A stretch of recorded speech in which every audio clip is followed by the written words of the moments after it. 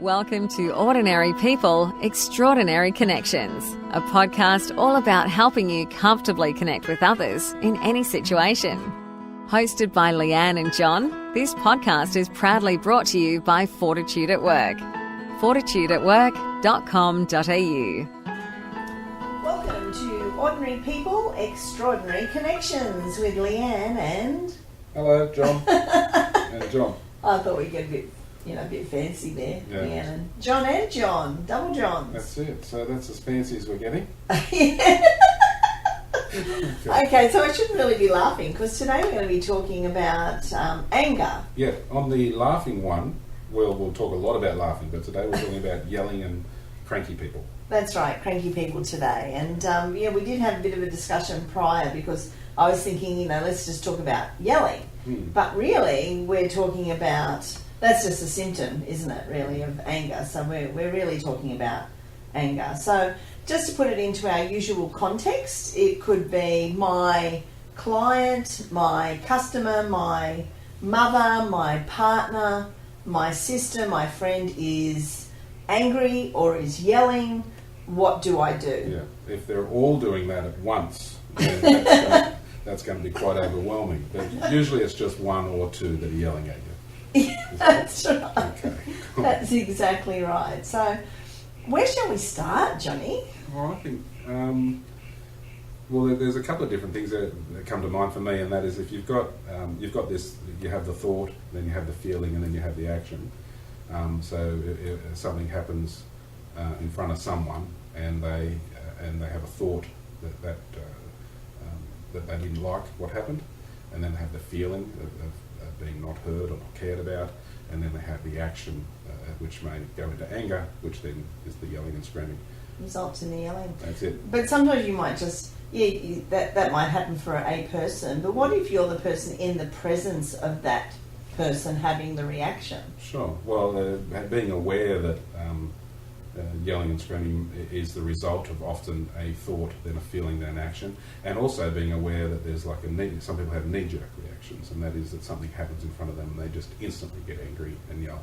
So if you are subject to someone doing that in front of you, having awareness around, or a bit of empathy around what's happening for them can help you in the way that you react to it or cope with it. Yeah. And some people are perhaps more used to being in that type of environment as a way of resolving conflict than others, because I know quite often your family liked a really good heated debate, right?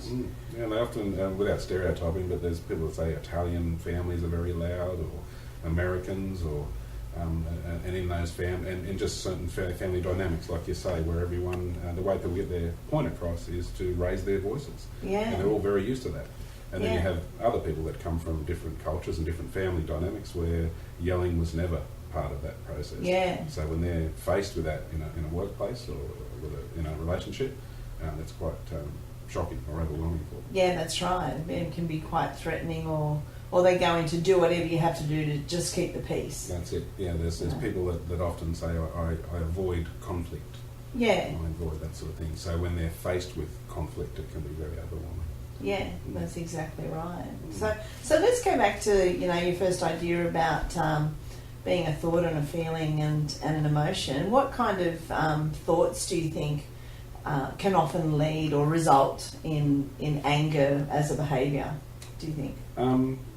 Well, for some it starts with an existing resentment. So if you're in a workplace or in a relationship where you already have something that's bubbling inside, so you're feeling you've been in a place or an experience or an environment where you are constantly feeling unheard or uncared about or not thought of, then it can build.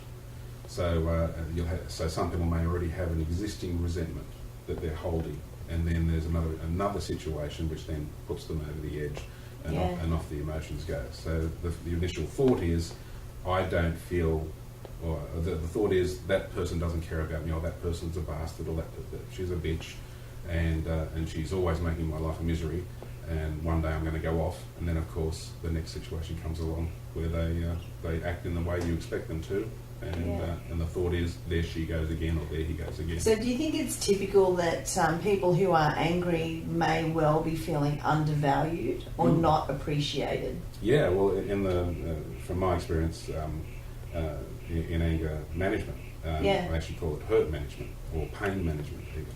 And that is that someone's already holding a hurt or a pain or a feeling of not feeling good enough or cared about. Yeah. Doesn't it always come back to that? It does. Anything we talk about, it always seems to come back to that feeling or that sense of I'm just not good enough. Yeah. And the fear of disconnection. So if, as human beings, I guess, and from my own experience, is that people want to feel like they're a part of something and that they are connected to other human beings. And if they're not feeling connected, that's very lonely, very sad, and that holds hurt and pain. Yeah. So if you have that and it affects your self-esteem, how you estimate yourself, then it makes you a bit more vulnerable or sensitive to the way people treat you. Right. Absolutely. Okay, and so there's the thought, and then we have a feeling. Yeah. We've talked about that sense of perhaps not being good enough or not being appreciated. Again, I guess it comes back to that idea of there's something deficient, isn't there? Yeah. Well, I'm not good enough, or I'm not tall enough, I'm not skinny enough, I'm not smart enough. I'm not being regarded, I'm not being positively regarded. That's it. There has to be an existing thought or belief that someone carries that they're not quite good enough. And then when they're exposed to someone who ties into that. So if they have an existing belief that I'm not very smart, and then someone comes along and says you're an idiot, then it pushes that button or that trigger, and then the thought is that person is a bastard or a bitch. The feeling is they don't care about me, and also clearly I'm not good enough, and the result is, if it's anger, is that I will then express my anger. Vent. And I'll vent, yes, and I'll yell and scream, and I'll take it out on them, or whoever's in front of me actually at the time, or in front of them at the time. Okay. Yeah. And I think, the other day I was watching, that ABC show that we've been watching, the one on, You Can't Ask that short show, and I was watching the special on Indigenous Australians, and one of the questions that they were asked was, can you tell us about all the free things that you get? And something that really struck with me was one of the women had responded by saying, look, there's really no such thing as free things that we get. But even if we do get some grants or, we get, some leeway in terms of education, for example. There's conditions. There's always conditions. Yeah. There's always a toll to pay. Yeah. And perhaps that's true, with when we have angry people, they're feeling that either their conditions haven't been met or they're disappointed in the person. They feel they've done everything they can. The person that they're dealing with is still telling them they haven't done enough. Yeah. So there's no unconditional friendship or bond between those people. There's always conditions. Yeah, that's true. And if you're already holding a belief of not being good enough, and then work hard to be good enough, then that sensitivity is going to be right there, ready to be triggered by just about any instance that plays into that. Yeah. So you could be in a workplace where you're working really hard, but you've got this underlying fear that you're not doing a good job, and then someone comes along and actually says, or the message you get from someone is, you're not doing a good job. Yeah, and you think, God, I've worked really hard. I've stayed back. I've given everything for this, and now it's still not good enough. That's it. And so the feeling is, I'm not good enough, but the expression is anger. Yeah. You can go to hell. You can get stuffed. You're a bitch. You're a bastard. And that's an interesting point too, because I've been with people where I know that they're really angry, but they've actually not said anything. Yeah. And I've been in meetings, for example, where people aren't getting on. They're not saying anything, but gee, you could cut the tension in the room with a knife. So anger does manifest in different ways, right? Yeah, absolutely. And people can keep it down and in, which, generalising again, they say that English people will they'll suck it up, they'll push it down and they'll hold it and it'll fester. Yeah. Whereas Americans talk about how they feel all the time, and the same can be said for the difference between men and women generally, but not always. That women will express how they feel, and men will keep those emotions in. Yeah. So, but sooner or later they surface. Yeah. And so do you think even passive-aggressive people eventually become aggressive people? Because if you're passive-aggressive, perhaps what you're trying to do is keep those emotions, keep a lid on your emotions and act out in other ways. So you might give someone the cold shoulder, you might not speak to someone for a long period of time, you might do things in a way that are covertly upsetting the status quo. Yeah, that's true. Well, it's hurt for hurt. The way I see it, it's like a game of table tennis or tennis, and that is that you feel hurt and you want to hurt back. Yeah. So if someone disregards you, you can yell at them, or you can use another tactic to try and hurt them. And with passive aggressive, it'll be things like, "Oh, don't worry about me. You don't care about that. No one cares about me, right?" And that's says, right. "Oh, of course we do." And so, "No, you don't. Let's just do all the things that you want to do." Right? Yeah, Stuff. that's exactly right. But it still has the intention of hurting. It's I want you to feel bad. Yeah. And let's pick guilt this time. Do you think, though, that eventually passive-aggressive people become overtly angry? They can't hold it in any longer. Now, that might be in 12 months, might be in 6 months, might be in 3 years, but eventually does that quiet aggression explode and become, obvious aggression? That's a really good question. My experience with passive-aggressive people, and my own experience as a passive-aggressive at times in my life, it's, I don't know, I think it's probably just a tactic and a habit. So, so if you have a belief that says, "I will never get angry," and anger is bad, then all you've really got left is passive aggression. So if it's a really strong belief that says, "I will never get angry," and that's something I will never do, then all you've got left is passive aggressive. So you just spend all your time trying to hurt people in a passive way. Yeah. Yeah. So I don't know. Yeah. I don't know. You'd have to, if there's a build up and the explosion. Possibly passive aggressive people. I also have this belief that if you hold all that emotion in, it can't be healthy. Yeah, that's exactly right. So it's not healthy for your mind. But it's also not healthy for your body. Yeah, that's right. So it can make you quite unwell. Yeah. And the connection mind to body, if you hold all that in and you don't express it. Because I often also think that any expressed emotion is better than not expressing. Yeah, I agree. So if you want to get angry or sad or yell or scream, that's not, there's such a thing as healthy anger. You want to communicate. That's right. And you want to offload it. Yeah, and I think that's a really good point. It's actually okay to be angry. It's okay to cry, it's okay to be angry, it's okay to not cope in particular and say, "Oh, look, this is not working for me." Yeah. It's okay to have all of those feelings, and anger is just as important as any other emotion. It's sad. Yeah, exactly right. Yeah, most definitely. So if we talk about all of those feelings, let's just talk about some of the examples of people being angry that perhaps anyone who's listening in might encounter. So you might have a customer that you work with who is angry at not getting their order fulfilled or not getting their needs met. You might have a partner who's angry because they were wanting to stay home and you're making them go out. You might have a boss who's angry because they expected a project to be done and it didn't happen. Or you might have a friend who's angry because they feel like things didn't go their way in a particular encounter, for example.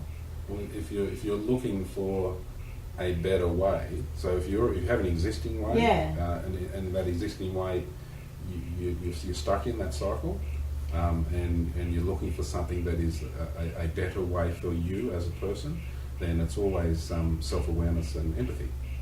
So if you have a boss that comes in and starts yelling and screaming because you haven't got something done the way they want it done, then your self-awareness is, I did my best and my best is good enough.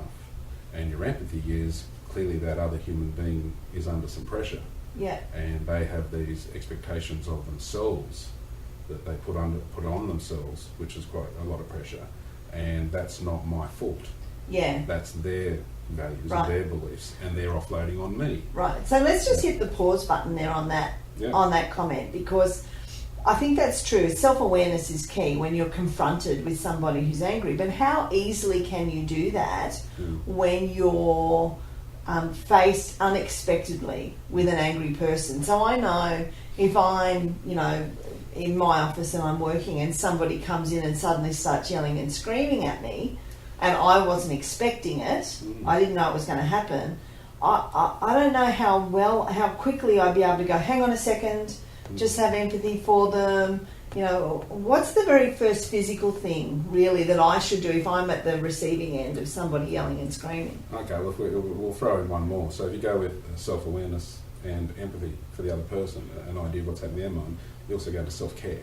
Right. So if you're in shock, and someone has hit you hard with verbal attack, then if the question is, what can I be my first go-to? Right, that's exactly it. To handle this best, and that's self-care. And that is, I'm going to care for me in this situation straight away. And I know that I'm now in shock, and that and I've been a witness to, and I've been the brunt of someone else's anger. Then I will care for me right now. And often that is things like I will remove myself from the situation, or I will find a space that's just for me, or I will take deep breaths. Right. Yeah. So you might go, wow, this is intense. Take a moment, take a deep breath, and you might say, Joe, I've got to say I've been quite caught out because you're so angry and I wasn't expecting it. Can I just take a moment, please? Yeah. Well, we talked about this before, and we'll talk about this more in the future, about authenticity of how you feel. And that is that to being totally honest. And that is, you can say, holy shit, this is a lot for me to take in. I just need some time. Right. I'm going to take some time for myself, and I will get back to you. Yeah. Right? And I think that is the key, and I think being authentic is the key to everything, really, isn't it? And once you're authentic, it's like there's nothing left to give, because all you see is the actual real layer. There's no peeling it away until you get to the true self. It's like, this is really me, and I've got nothing left to give in defence, so here I am.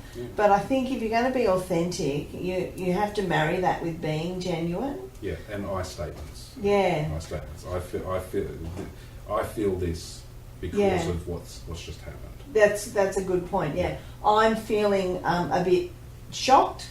I'm feeling a bit off guard. Yeah. I'm feeling a bit defenceless. Yeah, confused, scared. Yeah. Yeah. What's just happened? I'm feeling this, and I need this for me. Yeah. So yeah, you walking in and yelling at me, I feel taken back. I feel in shock, and I need some time for me to process this before I respond. Yeah. That would be really cool. That's not always the case, of course. Because if it's hit one of your buttons or one of your That's triggers, right. then you can knee-jerk straight back into yelling and screaming straight back. And that's what I wanted to talk about, actually, because one of the things many, many years ago when I used to teach customer service training on how did you deal with an angry customer who would come to the counter and be angry, what would you do?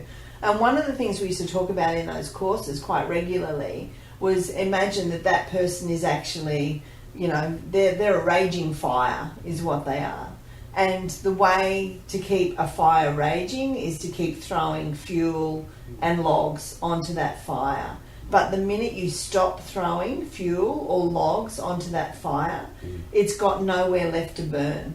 And eventually it has to burn out. And so I think what's really important too in that whole notion of self-care when you're dealing with an angry person is to be very aware that if you're being authentic, then truly be authentic and genuine and not defensive. Yeah, or not re-attack or Yeah, not re-attack, that's what I mean. So if you were to go in with, oh, hang on a second, Yeah. I'm feeling a little bit off guard here, Yeah. with that tone of voice and that attitude, Yeah, you you're probably shut- going to feed the fire. Shut Right? your mouth. That's right. Hey! Yeah, that's right. Well, that's true, but I'm also a great believer in trusting everyone's reactions.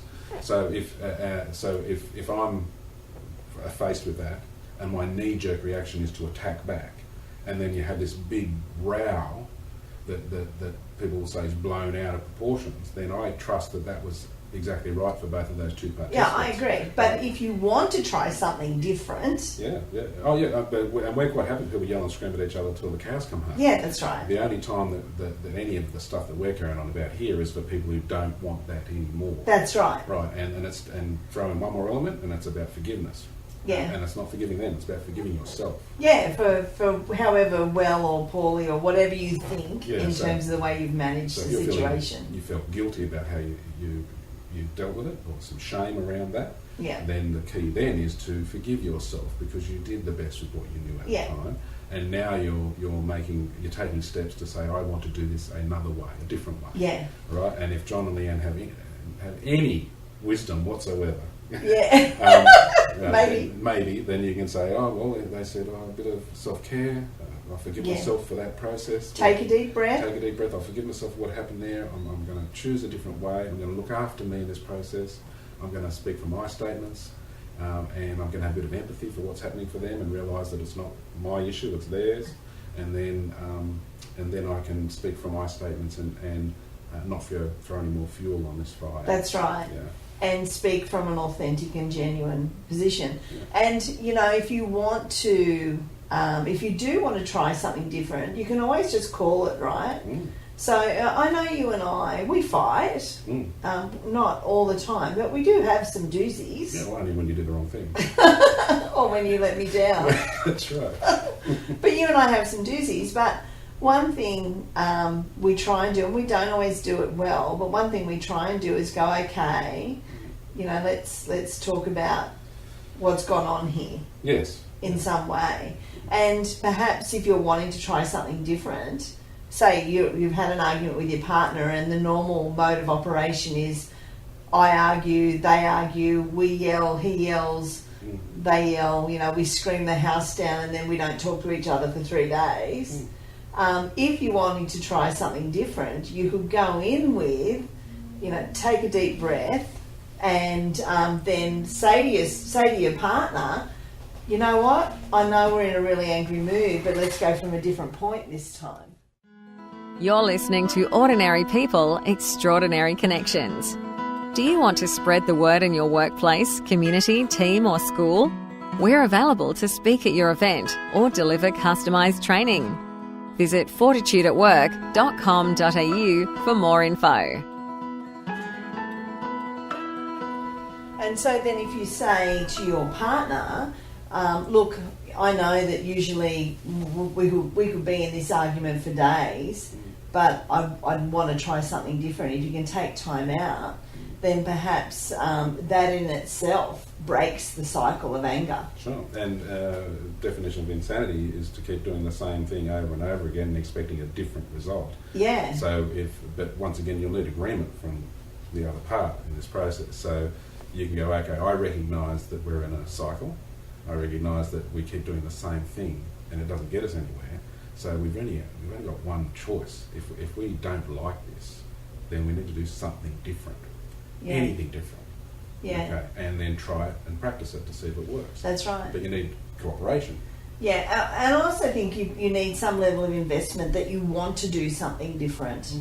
And something that we say to each other every now and again too is that whole Wayne Dyer approach around, do you want to be right or do you want to be kind? And sometimes it's just better to choose kind. That's true. Really what's the most important value in a relationship? Is it the one-upmanship or is it the love and the kindness that gets shared between two people? And sometimes that's just more important. Yeah, to be kind rather than right. But Yeah. once again, if you have two cooperative people that are saying, okay, we both recognise that this isn't working, so let's do something different, that's great, and you can work together to do something different. If you've only got one party who wants to do that, then you have an opportunity yourself to be kind rather than right. Yeah, that's right. And then see if that is workable. Yeah. Going forward as well. Yeah, that's exactly right. So how about we come back to, well, we've talked about the relationships and dynamics in a relationship, but how about if we come back to, you know, you're an accountant, you're in your office and you've just told a client that they're about to lose their business because, you know, they're tight with cash flow or whatever. And that client is now yelling and screaming, saying, what do you mean I'm going to lose my business? What have you done? You've caused this. If I wasn't with you, I wouldn't be in this problem. If you'd done your job in the first place, if you'd told me what was going on, it's your fault. It's your fault. So what advice would you give to that accountant at that point in time? We understand the self-care, like take a moment, but actually what could you do to try and diffuse a situation like that? We say that this is not every relationship's a relationship. Yeah. So the relationship that an accountant has with a client is a relationship. It's just a different sort of relationship. But it comes back to, again, if you're faced with a client who is blaming you and all of their anger is directed at you, then once again would be to recognise that something's happening for them. So there's your empathy. Recognise to care for yourself again. Yeah. And authenticity. And that is that I'm feeling taken back here, and I'm going to take a moment. And with your empathy to recognise that this is an explosion of emotion from this person, and expressing emotions is a healthy thing. You can put boundaries in, but if you're a self-aware person with empathy, then you can say, I think I'll just allow this person to vent. I'll allow them to say what they need to say to get it out of their system. Yeah, and so what language would you use with a person in that type of situation to demonstrate your level of empathy? So would you say something like, I can see that this is a very stressful time for you? Yeah, absolutely. Yeah. Well, I statements again, and that is that if you've got that sense of self that you see that this is something that is happening for them, then you can just use empathy and say, yeah, exactly. I can tell from what you're saying that this is really this has hit your heart, that you're very angry about this, that this is overwhelming for you, and this time is, and you've got a lot of strong emotions here. Yeah, and I guess what's quite impactful in that situation is being able to clearly identify and articulate what you think those emotions are, and talk about what's really happening in the room at that point in time, as opposed to, you might say, oh, I can imagine that'd be tough. To say something like that can often fuel the fire, right? Because then that person can come back and go, what do you mean? You have no idea what's going on for me. If you don't reflect the intensity of emotion reasonably close, then it could be perceived then as you're not really getting it. Yeah, you're not. And you're actually, so if someone's yelling and screaming and they say, well, you sound a little miffed. You sound a little miffed with what's been going on. They go, I'm more than miffed, right. So, which is still fine because they can still express their emotions. But if the closer you get, you can say, I can tell you're furious. Yeah. I can tell you're absolutely furious about this, and this is huge, and I can hear how angry you are. Yeah. So you can validate their feelings. Yeah. Would you apologise? You know, like, I'm sorry you feel that way. I'm sorry it's come to this. I'm sorry you're so upset. You know, would you do that? That's a good question. Apologies are usually for something that you see that you've been amiss at. So if you're feeling responsible in some way, you can say that and be honest and say, I apologise. I feel like I may have let you down here. But if you're not feeling responsible, then it would be, I'm sorry you're feeling that way. Yeah, that's right. Yeah. So I'm sorry that you're feeling this angry. I'm sorry that you're having to deal with something so tremendous in your life now. Yeah. So that's about, I'm sorry that you feel this way. Yeah. Not, I'm sorry that I'm responsible for you feeling this way. Yeah, I agree. I think that's an important distinction to make, because that's part of empathy, right? You can feel upset that somebody you know and have a relationship with is upset. But keep that boundary, as you said, that says, I'm not responsible for your feelings, but it is hard to witness you experiencing those feelings. That's true. And if you're in a relationship, a client, if they're your client, this is your relationship is that you're your advisor or you're a person and they are your client. There's still room for personal boundaries around self-care. Yeah, right. So there is a limit. There will be limits to the amount of abuse that you're willing to be witness to. That's right. And everyone has their own sort of limits, but often companies and businesses have policies around what those boundaries That's are. right. So again, you would probably call that in that kind of situation that says, I have to, share with you now, Sally, that I'm not comfortable with the language that's being used here, and we're unable to remain focused on the problem in our current state, and therefore I'm going to have to ask you to leave the room, and we will revisit this tomorrow at 12 o'clock or this afternoon at 3 o'clock. But at the moment, we're unable to continue in this present state. And that takes a fair bit of talent and practice. Yes. To do something like that. So you can, and you're maintaining their self-esteem in those statements. Yeah, that's right. So to have that sort of language available to you, if it doesn't come naturally, it's something worth practicing in role play.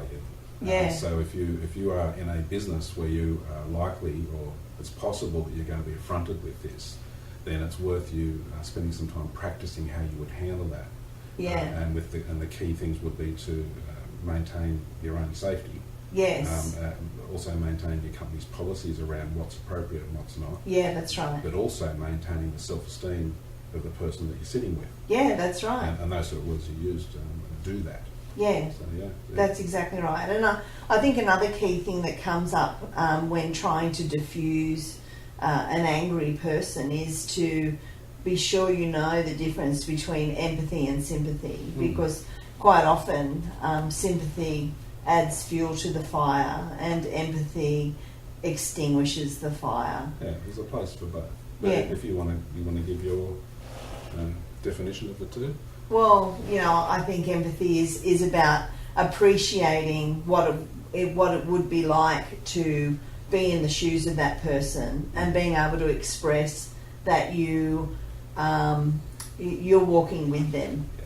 And sympathy is really I feel sorry for you, and I guess underlying it is I'm glad I'm not you, but I feel sorry, and I do feel sorry for you.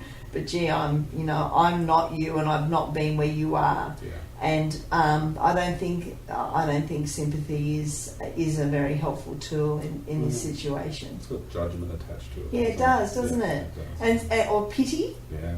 And I don't know that pity is necessarily helpful either.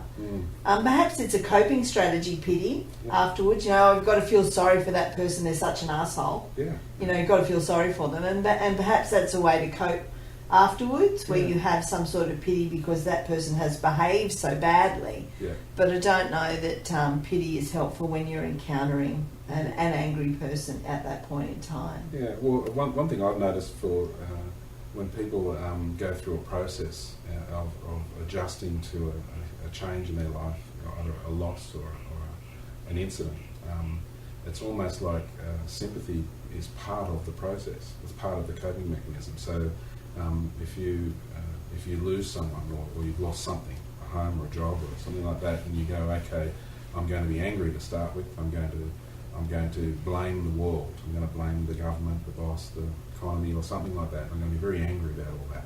And then as they move through those emotions, heading towards a place that they can live with, sympathy sort of jumps in the middle there. I notice all that it's really strange, and that is, okay, I feel really sorry for that person, that they are they're dickheads, right? And I feel sorry for that guy because he's going to always be making everyone's life a misery, and karma will get him, or God will get him. Right? Yeah, that's right. Yeah, and then eventually, if given enough time and enough places to express those sort of emotions, eventually some empathy comes in and says, oh, I can actually now see a little bit from their perspective and what it was they were trying to achieve and what pressure they put themselves under. So now I have more of an understanding of what was happening for those people or the government or economy or even God, or even God in that process. So yeah, sympathy sort of like is part of the adjustment. Yeah, that's a good point. That is a good point. And do you think that that it's okay to stay? I know we're kind of flipping back and forth, aren't we, about how to deal with an angry person, or what about if you are the angry person? So let's go to if you are the angry person. Yep. Do you think it's typical to hold on to anger for a long period of time? I think it's about your values and your beliefs and when they are installed. So if you come from a family of origin where not expressing your emotions was part of the deal, then you see that as normal, as not expressing emotions and avoiding conflict and keeping your feelings in and not yelling and screaming or crying or having any extreme emotions. You were told by mum or dad to stop crying, or you were told by mum and dad to not get angry, to not yell. So if you get all those messages when you're young, then you're more likely as you get older to hold them all in. And does that mean that you might hold a grudge for a long period of time? Yeah, resentment. Yeah, absolutely. And you'll have a trigger that will get harder and harder to hold, and often it's an explosion or can affect your health. Yeah, and I know I'm making an assumption here, and we all know, if you assume. Yep. I know, but I would argue that we probably all have some degree of that hidden in all of us at some length, where we've been angry at someone or we've been hurt by someone and we've let it go, but there's this little thing that says, oh, I don't want to mix with that person anymore, or yeah, they're okay, but I'll just disregard them now. I don't wish them any ill wish, but I just don't want to have anything to do with them. And I wonder to what degree all of us have some sense of that, and how aligned that is with the notion of loving people unconditionally, even if they're, not necessarily nice people in our eyes. Yeah, well, that's about excluding toxic people or experiences or workplaces from your life. You make a decision, and once again, there's no wrong or right. Everyone has their own journey. So if you have a person or a workspace or something that you recognise is continually eroding your soul, your self-esteem, your life, then you make a self-caring and self-loving decision to not have that in my life anymore. So you go, okay, I'm going to exclude that. And that can work, and it can work really well. You'll just decide I'm never going to have anything to do with my uncles or my brother or that workplace or the mechanical industry again, right? And I'm just getting philosophical here, but is it healthy to hold that in? Is it healthy to hold in that decision of exclusion? And some would argue, yes, it is. It's that thing we talked about last week of, not everyone has a right to hear your story. So is it healthy to be consciously excluding somebody from your life because they've hurt you in the past?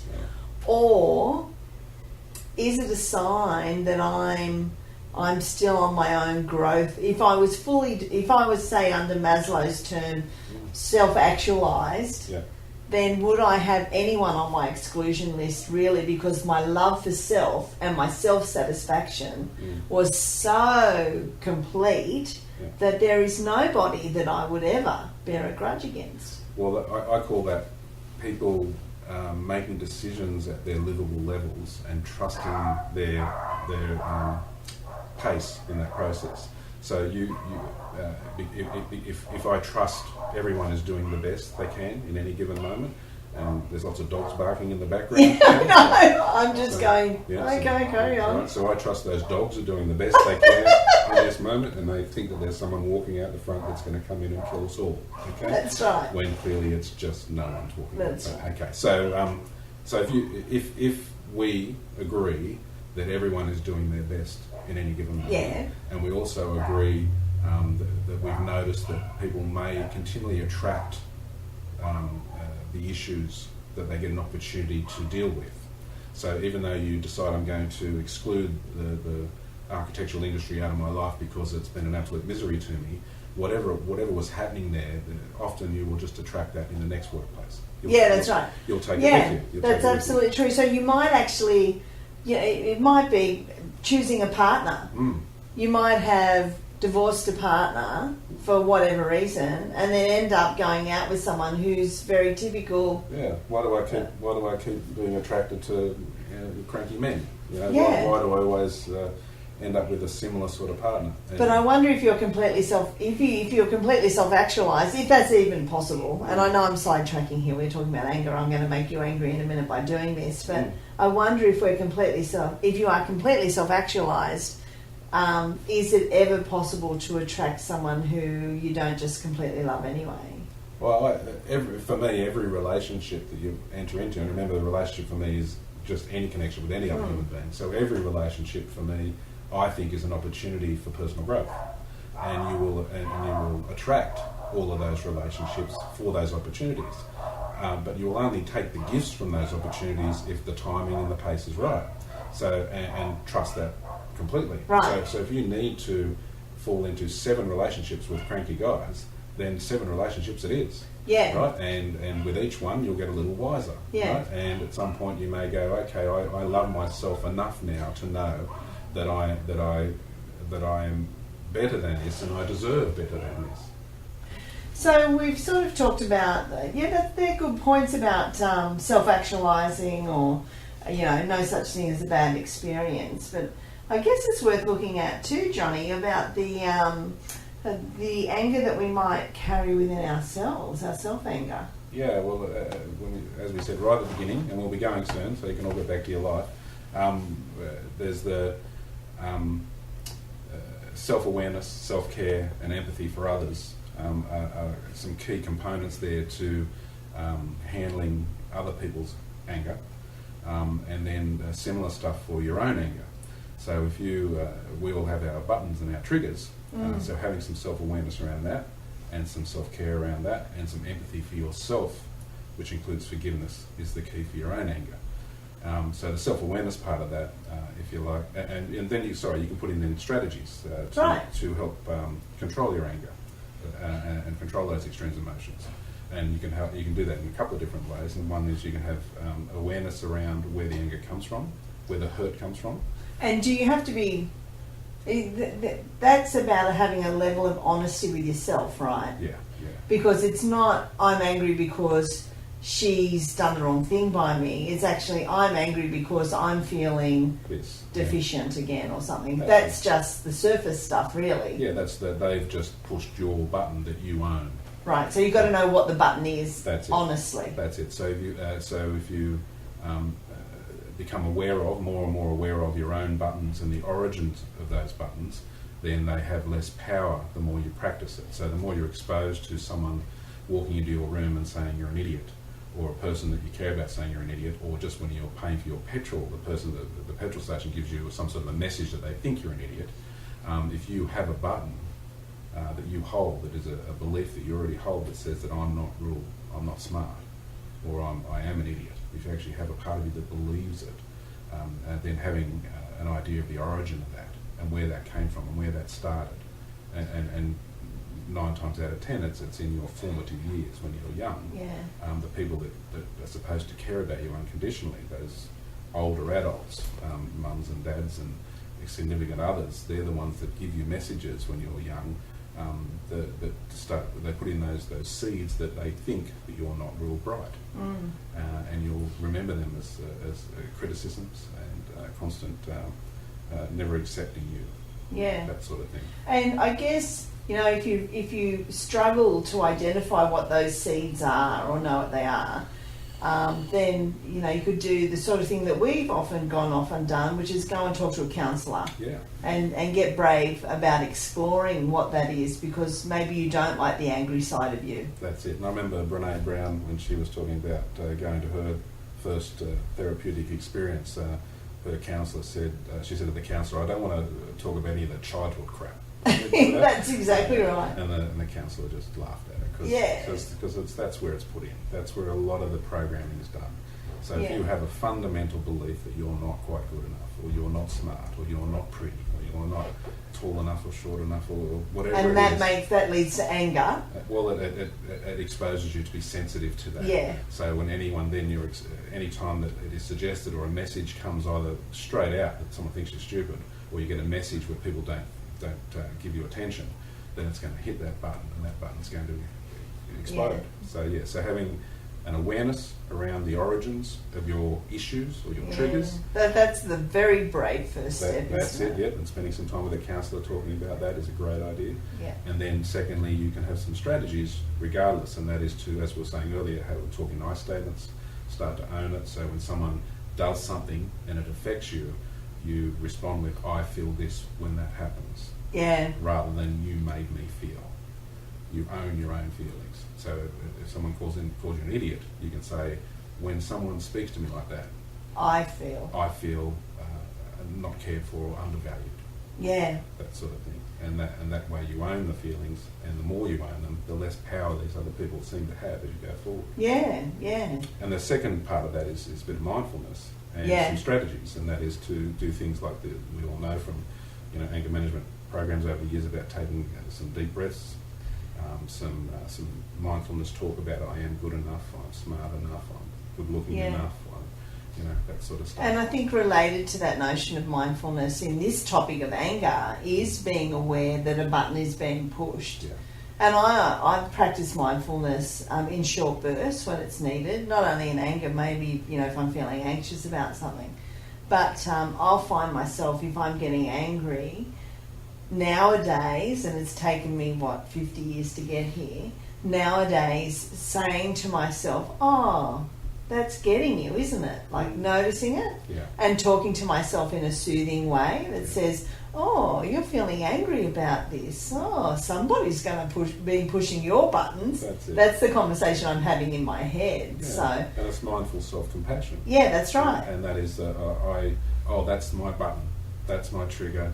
That was put in when Dad used to yell and scream at me that didn't matter what I did was never good enough. Yeah. Right? So that doesn't have a whole lot to do with what's happening with this person. That's exactly right. That's my stuff.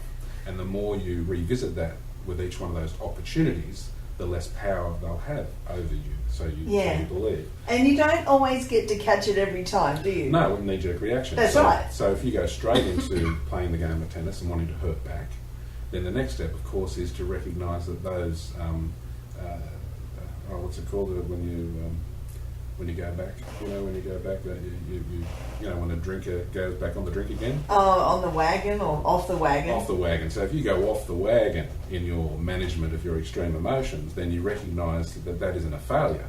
That's actually integral to your success. And each one of those setbacks, is a new opportunity. And you go, oh, I got angry again. I thought I was doing so well. And you go, well, hang on, no, that's what John and Leanne said, no, that's actually integral to this process. I need these opportunities to practice the gift. Right. So I go, okay, so I did get cranky, I'm going to forgive myself. Yes. I'm going to care for myself. And I'm going to practice the next time that happens, I recognise I'm a work in progress. Yes. And that it's all right to have these situations where I bugger up. Right. I've gone off the wagon. Yeah. And each time is an opportunity, and each time you practice it, just like anything, you get better at it, better at it. That's right. Yeah. Great. Now, look, I'm really aware of the time, and as much as I love listening to your dulcet tones... Yes, I know. Yep. I guess at some stage we're going to have to stop talking, Johnny. Okay, summary time. Yeah, summary time. So what was the subject? Anger? Yelling? Anger. Yeah, don't make me angry about that, John. Okay, all right, get on with it. Okay, so... two things. The first thing is summary. If you encounter an angry person, self-care is important. Authenticity is important. I statements. Yeah. Take a breath. Yeah. If you're feeling threatened, if you're feeling off guard, if you're wanting to break the cycle, so not play the tennis game, you might take a breath, speak authentically and say, I wasn't expecting this reaction from you. I feel upset that this has happened. Mm-hmm. I need to just take a moment. Let's talk about it in 5 minutes. That's it. That's a great strategy. And then further to that, a bit of empathy of whatever that something's happening for them. Yeah. And when you practice empathy, call it for the actual emotion that you think is going on in front of you. So I can see you're very upset about this. That's it. And I'm a little overwhelmed by it, and I don't quite know what to do. So I'm going to take some time for me to process this, and I think we should talk about this later. Yeah. Yeah, absolutely. Look after you, but validate what's happening for them and maintaining their self-esteem. Yes, and your calmness won't fuel the angry fire. No. So stay calm so you don't fuel the angry fire. That's it. Okay, so that's great when you're dealing with an angry person. When you are the angry person... Yep. Self-care. Self-care. Self-care. Some empathy for yourself. And yes. That is, have a bit of awareness around where that anger comes from, where that hurt comes from. Forgive yourself when you come off the wagon. Yes, that's and right. Recognise that you're a work in progress, and recognise that it needs practice, and you can use quick strategies like deep breaths and mindful self-compassion, and that is, I am good enough, I'm doing my best is good enough, and I'm a work in progress, and I'm getting better at this. Yes, right? So, and don't be afraid to seek help. Go see a counsellor, talk about it. If you want to go explore, might not be as daunting as you might think. That's it. And the key to all of this is you don't need to do anything unless you want to. So if it's only if people coming in and yelling at you bothers you. And only when you yell at someone, it bothers you. If those two things bother you, then clearly the key is, if I keep doing the same thing over and over again and expect a different result, I'm going crazy, so I'm going to do something different. Okay, and we've given half a dozen strategies in both areas for that. Yeah, excellent. Well, I think we've pretty much run this course, Johnny. We have, yep. So is everyone cured? That's right. Yeah, there you go. So okay, next time, let's talk about something happy next time. Okay. Let's talk about some happy emotions next time. All right. Well, what joyfulness? Yeah, joyfulness. Yeah, bliss. Yeah, you know, deal with those bloody happy people. Excitement. Yeah, let's do that. Sounds all good. right. Well, thanks everyone for listening. Yep, thank you. Have a great day. Talk to you all soon. Thanks for listening to Ordinary People, Extraordinary Connections with Leanne and John. Connect with us via Facebook at Fortitude at Work. We'd love to hear your thoughts on today.